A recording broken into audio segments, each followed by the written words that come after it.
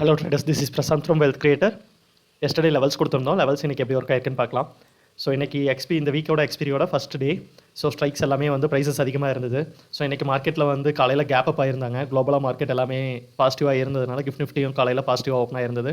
So பாசிட்டிவாக trade ஆகிட்டு இருந்ததுனால மார்க்கெட்டில் ஒரு கேப் அப் காலையில் நடந்தது.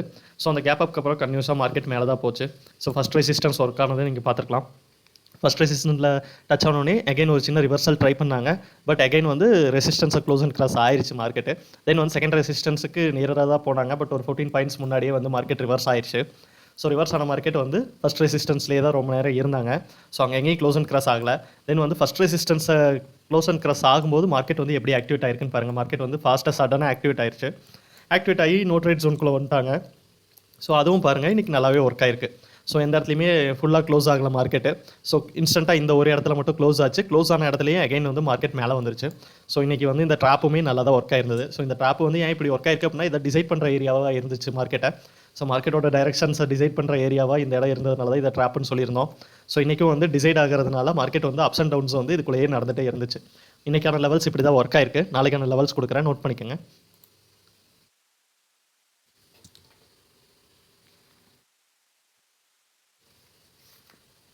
நாளைக்கு ஒரு நோ ட்ரேட் ஜோன் இருக்குது.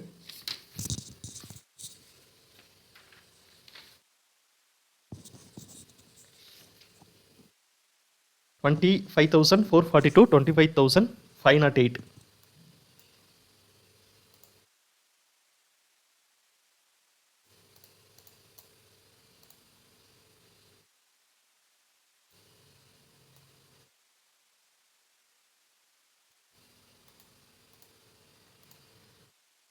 $25,442, $25,508. இதுதான் நாளைக்கான ட்ராப் ஜோனு.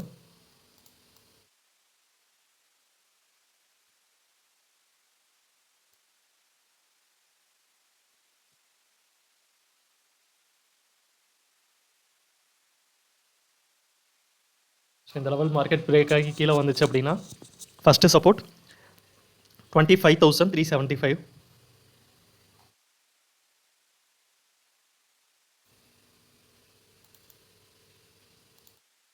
$25,375. ஸோ இந்த லெவலில் மார்க்கெட் பிரேக் ஆச்சு அப்படின்னா second support 25,310.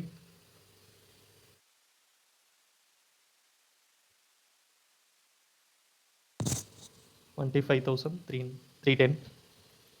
So on final support 25,246.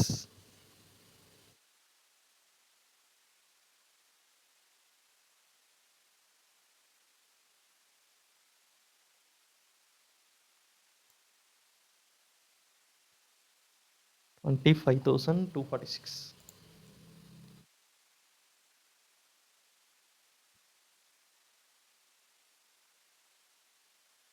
Support levels, resistance levels இப்போ பார்த்துடலாம். First resistance 25,591.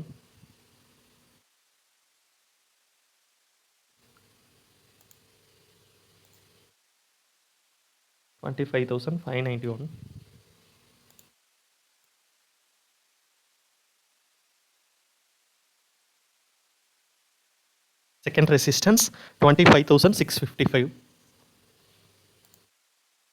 25,655. And the final resistance 25,721. 25,721. இதான் நாளைக்கான support and resistance levels. Market வந்து சப்போஸ் வந்து நாளைக்கு எஸ்டர்டேவோட லோ வந்து க்ளோஸ் அண்ட் கிராஸ் ஆகி கீழே வந்துருச்சு அப்படின்னா அகைன் மார்க்கெட் வந்து ஒரு டவுன்ஃபால் வைக்கிறதுக்கு சான்சஸ் இருக்குது.